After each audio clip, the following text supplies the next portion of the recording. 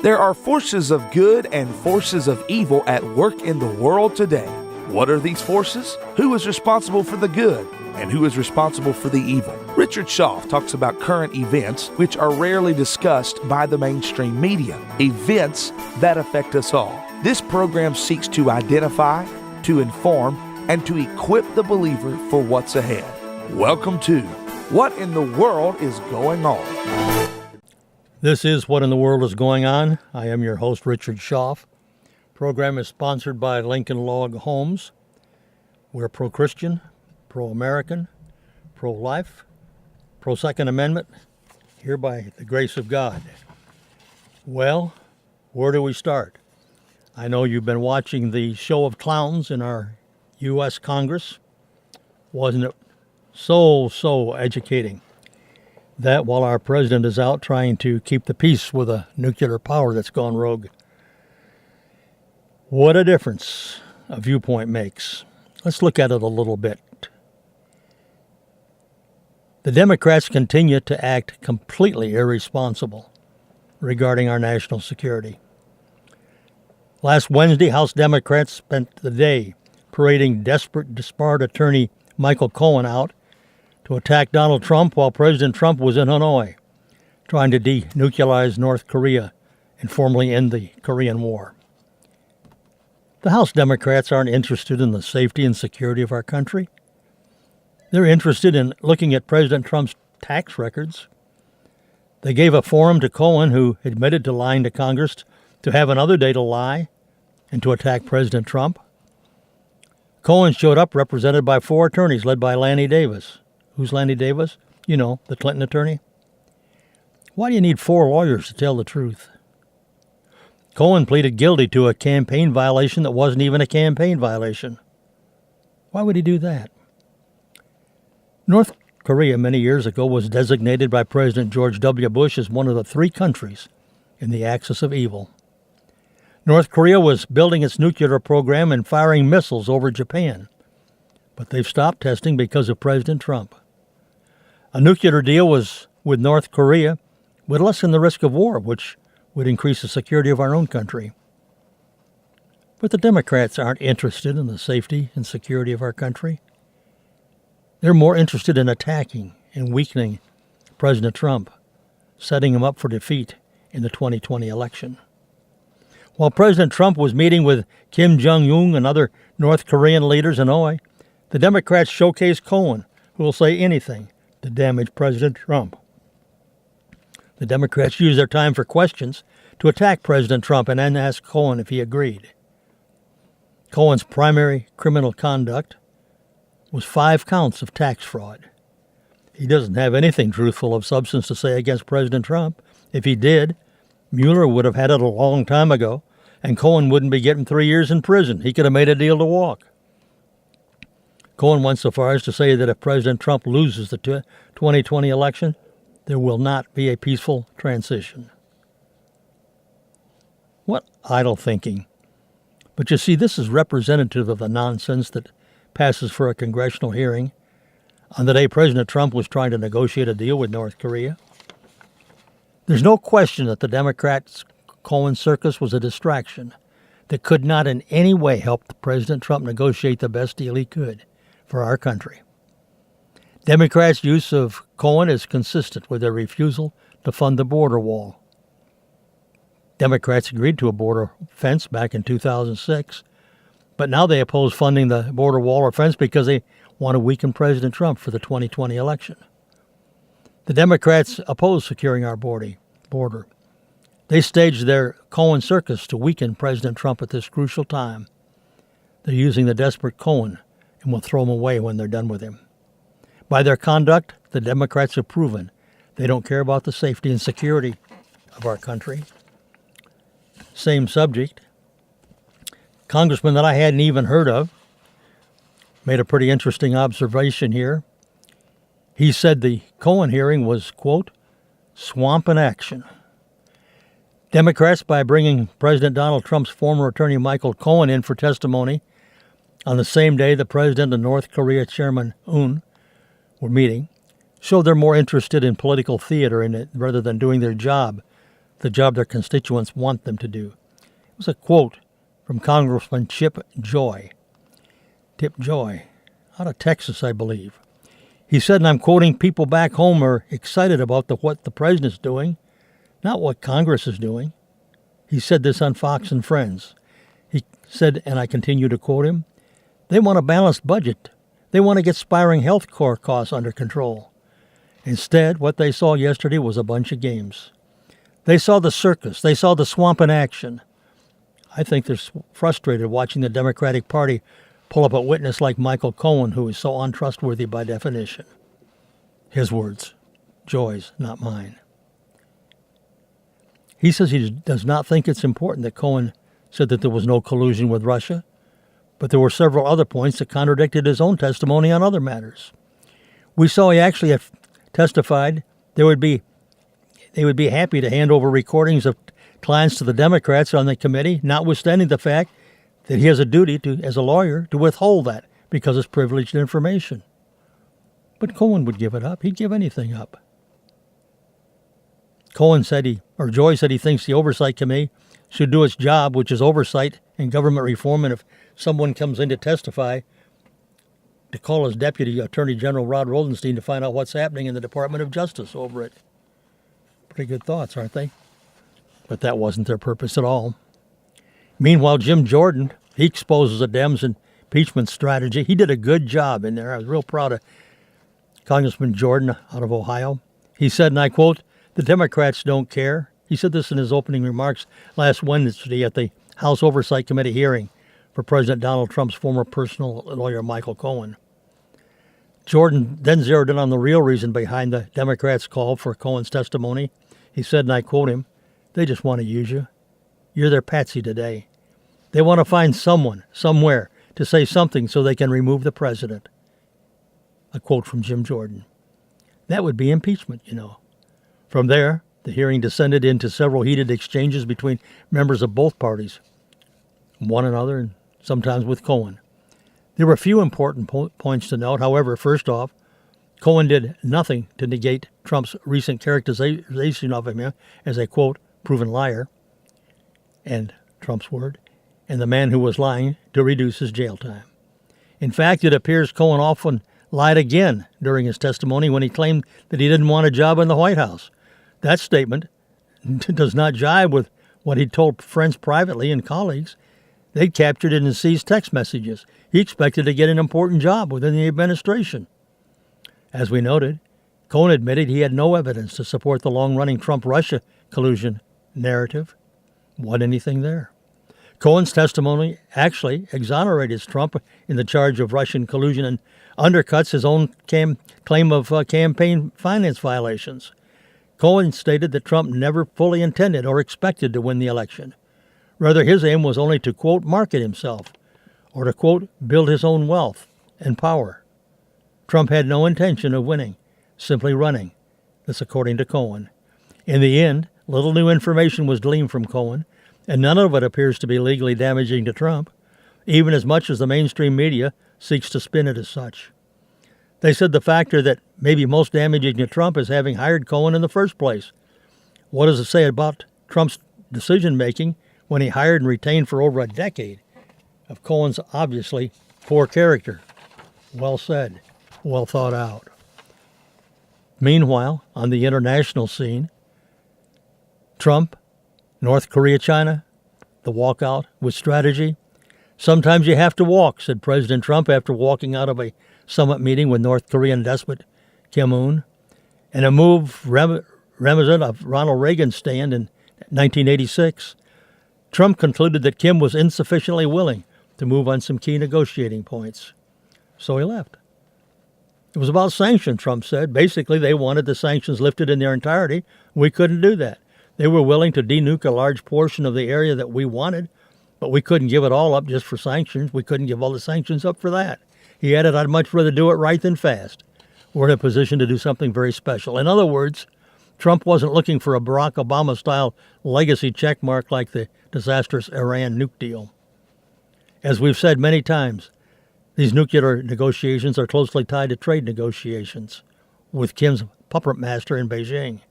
So while the talks were stalling in Hanoi with Kim, the Wall Street Journal reports, quote, "It's in the strongest sign yet that an accord is near." U.S. Trade Representative Robert Lighthizer said Wednesday that the U.S. was abandoning for now its threat to raise tariffs by 25% on $200 billion of Chinese goods, end quote. You see, both moves are part of Trump's bigger strategy to keep pressure on China and North Korea alike. Always keep in mind, when the left media treats them as entirely separate issues, look a little deeper, folks.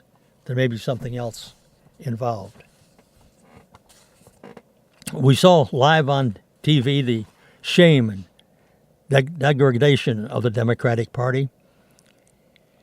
If their behavior at the Kavanaugh hearings that they engineered were a false accusation, and if this didn't convince people of the unscrupulousness of the Democratic Party, the clown show Democrats put on Wednesday certainly did the job complete. While the president is out of the country on a crucial foreign policy mission, the Democrats colluded with Tom Steyer and his low-life Clinton operative Lanny Davis to once more try to convince the public that Trump should be impeached. To that end, they brought the loathsome Michael Cohen, already convicted of lying to Congress and a host of other financial crimes, to testify to crimes committed by the president. Cohen admitted that he was prepped for the hearings by Trump deranged Adam Schiff, Elijah Cummings, and Lanny Davis. That Cummings allowed this to happen is a sad commentary on his lack of respect for his own committee in the House. At this point, it's difficult not to enjoy the Democrats on self-immolation. Cohen spent the day lying again and again after contradicting himself over and over.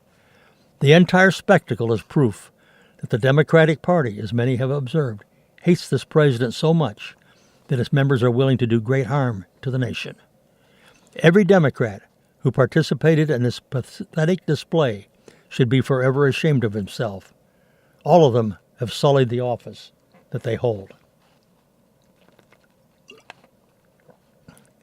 That Lanny Davis, a man wholly beholden to and joined at the hip with the Clintons, was not able to make this happen is bad enough. He likely wrote Cohen's opening and closing speeches. That Michael Cohen is the Democrats' tool is contemptible. He's been clearly shown it to be a relentless self-promoter, a greedy status seeker, and of course a liar. Nothing he says can be trusted or believed. His oath means nothing more. He lacks any hint of ethical sense. He admitted to taping numerous clients without their knowledge, and at the hearing quickly agreed to hand those tapes over if asked, even without those clients waiving privilege. What makes all of this as a sham characterized by Democrat hypocrisy is the fact of 40 years of Clinton criminality still being swept under the rug. While the Clintons were using their positions of power to enrich themselves with a level of greed that makes Cohen's stuff look like kid stuff, they were never investigated. They were never charged. Everything that Clintons ever did was for themselves. Clinton's stint as Secretary of State was just a 4-year get-rich-quick scheme. The $145 million she took for authorizing the sale of U.S. uranium to Russia was only one of her illegal ventures. This to pad her own personal wealth. The Clintons robbed Haiti of billions of dollars for rebuilding that devastated nation. Chelsea got a fancy wedding out of that pile of dough, didn't she?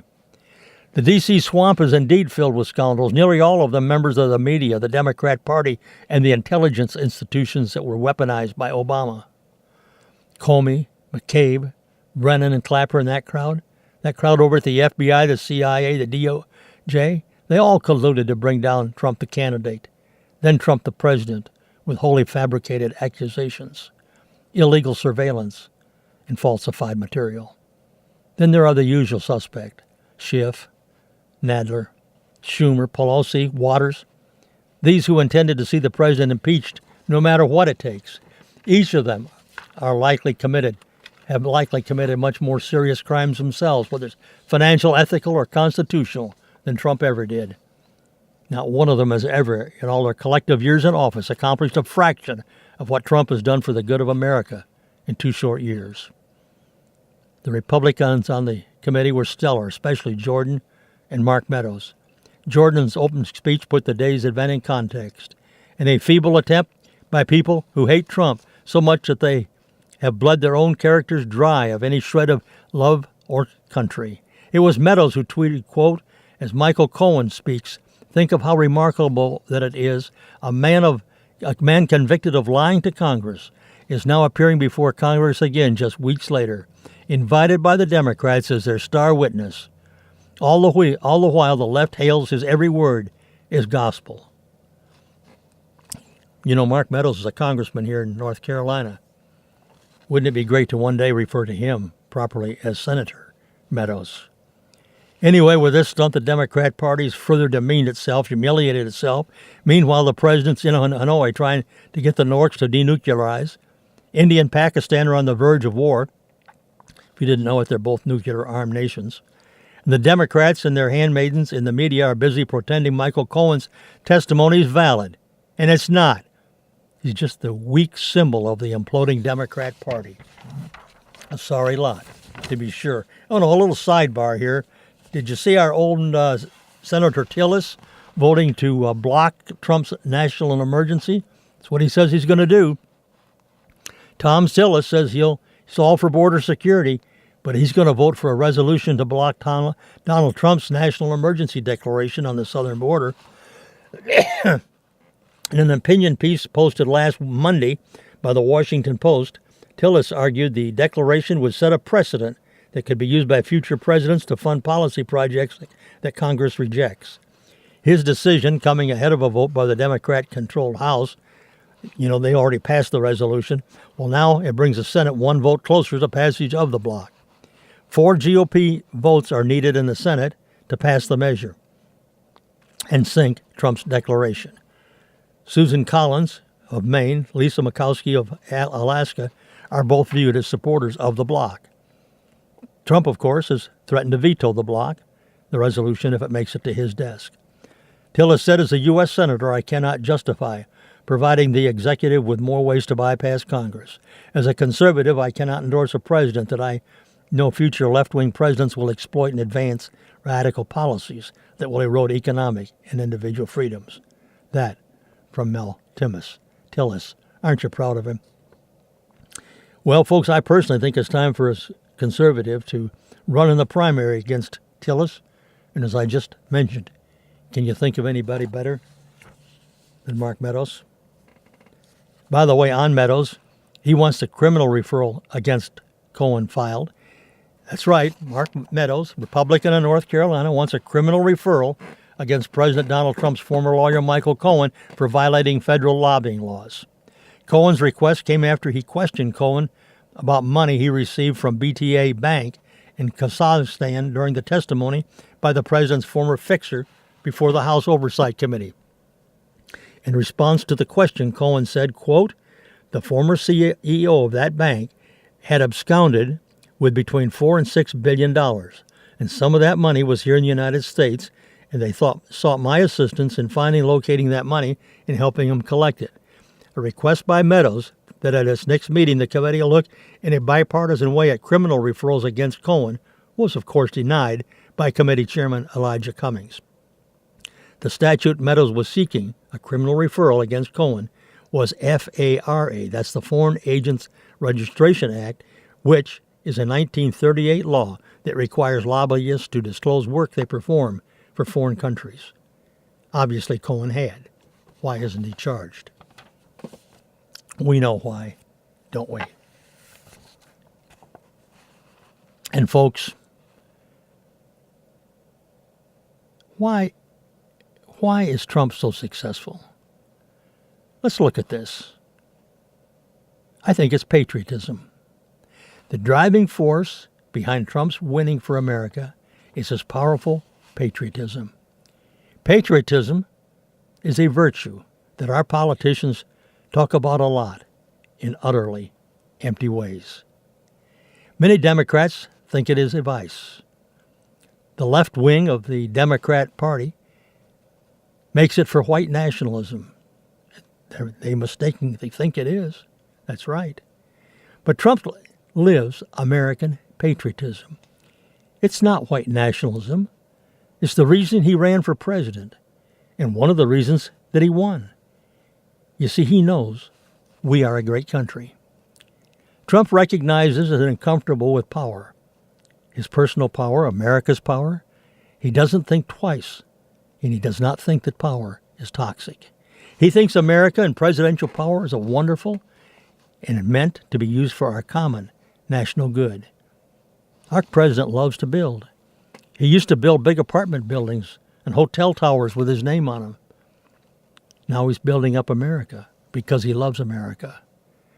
President Trump's patriotism has these two equal parts, a strong economy and a strong military. His eye is always on the prize of jobs and security. Patriotism overflows in his speech on achieving a quarter of 4.1% growth for the economy. And the return of fallen heroes remains from North Korea. He overflows with joy when these things happen.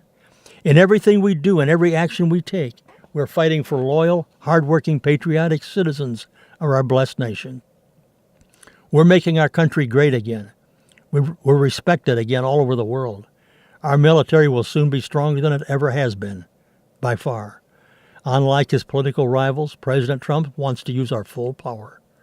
We don't need to be intimidated by anybody, not China, the European Union, not Russia, not Iran, not the terrorists. We are the powerhouse. Trump seeks to create win-win situations, but he's not going to compromise on American interests. If someone is going to lose, it's going to be the other side, not us. Trump the builder likes to do things. He likes responsibility. He likes seeing concrete outcomes. He knows that America can do things. We are so rich and so powerful as a country that we can do anything we need to do to promote American security and prosperity. Using American power for these ends is nothing to be ashamed of, he says. He notes it's his job. We can call North Korea's bluff. We can bomb ISIS out of Syria. We did. We can force the EU to cave on putting high tariffs on American goods.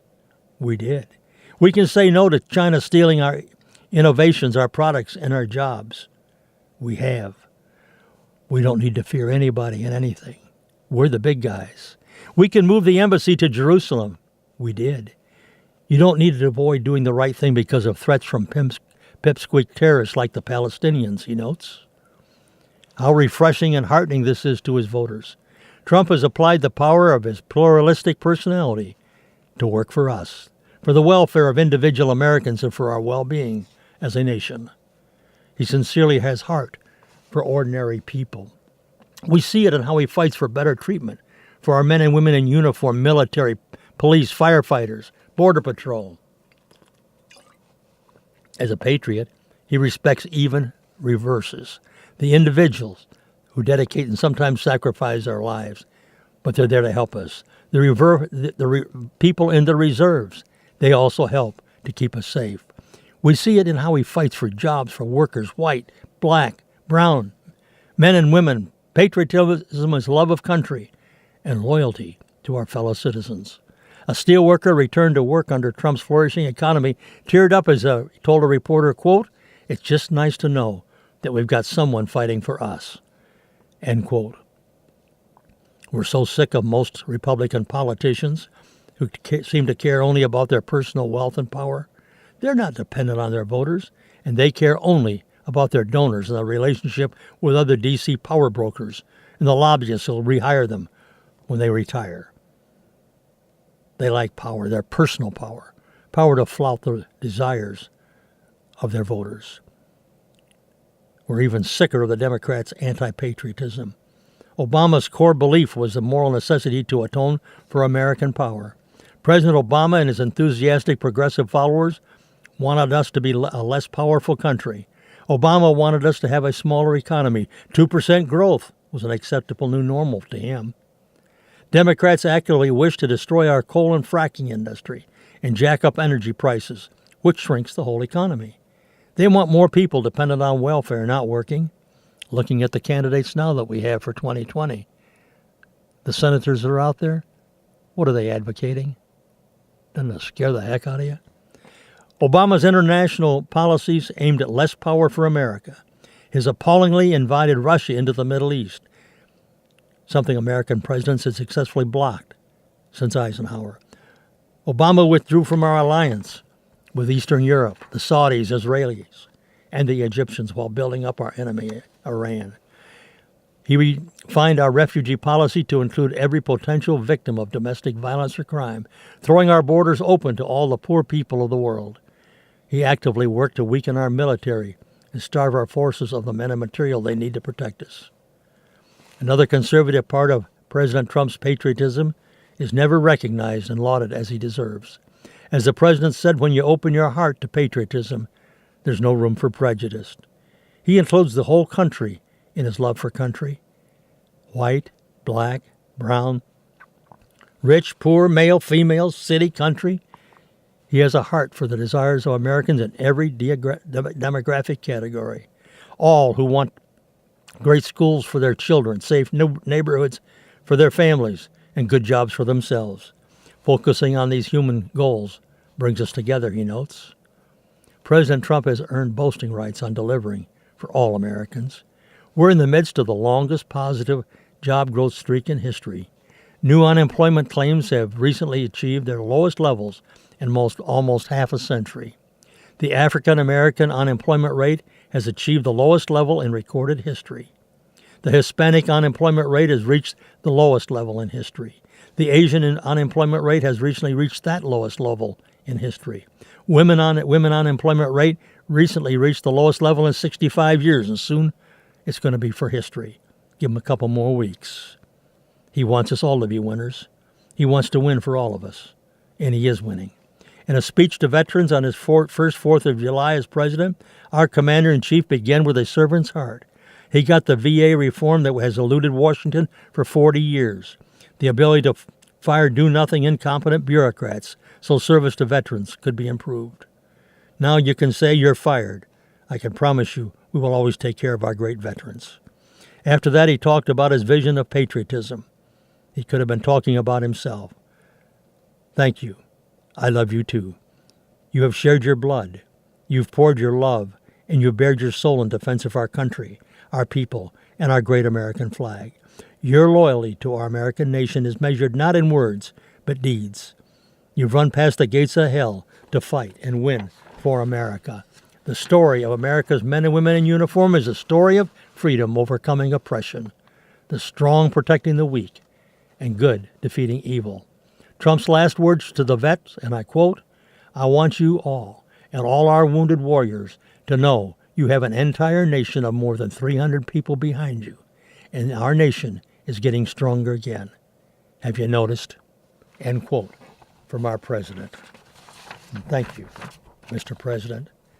Thank you so very much. I want to close with these thoughts. Find something beautiful to notice. Lisa Beamer on Good Morning America recently. If you remember, she's the wife of Todd Beamer, who said, "Let's roll," and helped take down the plane over Pennsylvania that was headed for Washington, D.C. That was back on 9/11, remember, folks? She said it's the little things that she misses most about Todd, such as hearing the garage door open as he came home and her children running to meet him. Lisa recalled this story.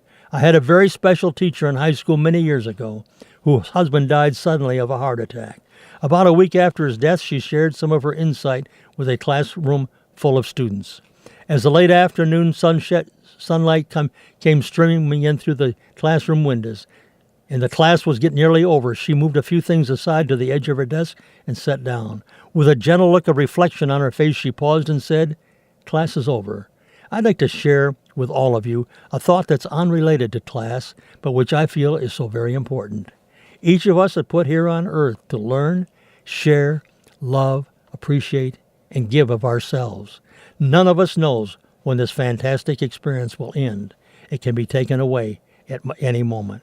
Perhaps this is God's way of telling us that we need to make the most of every single day.'" Her eyes began to water as she went on. "So I'd like to tell all of you and ask you to make a promise. From now on your way to school, on your way home, find something beautiful to notice. It doesn't have to be something you see. It could be a scent, perhaps a smell of fresh baked bread coming from someone's house, or it could be the sound of a breeze slightly rustling the leaves in the trees, or the way the morning light catches one autumn leaf as it falls gently to the ground. Just look for these things. For although it may be sound trite to you, these things are the stuff of life. The little things that were put here on earth to enjoy. The things we often take for granted. The class was completely quiet. They picked up their books and left. Take notice of something special today. Go barefoot or walk on the beach at sunset. God bless you every day of your life. The nicest places to be in someone's thoughts. The safest places to be in someone's prayer. And the very best place to be is in the hand of God. Folks, we are a blessed nation. Let us remember it in prayer.